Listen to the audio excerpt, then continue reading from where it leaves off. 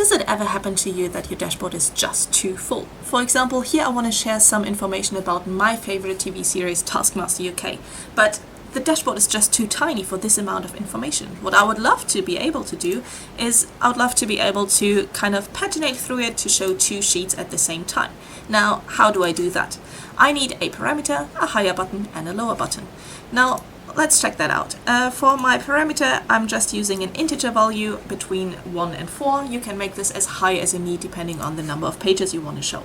Then I'm using shapes here, so I check if I'm already at the highest possible value to just change the shape for some user friendliness. I also want to find out the next highest value to affect the parameter later on, unless I'm already at the highest possible value.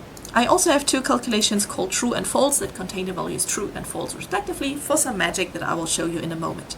And because I will be making some items invisible, I need to calculate when they should be visible actually. So item A should only be visible on page 1, item B should be visible on pages 1 and 2, etc. So that's what we calculate here. Now back in the dashboard I need some actions, so we go to dashboard actions, quite easy to remember. First off, I want to affect the parameter, because when I click on the higher button I want to affect my pages parameter using Pagination Plus. And this works that when I click on the higher button, then we see that the pages go higher. Unfortunately, this button is now selected, and that's not what I want, because I first need to deselect in order to be able to click it again. And that's not very user-friendly, so we add another dashboard action.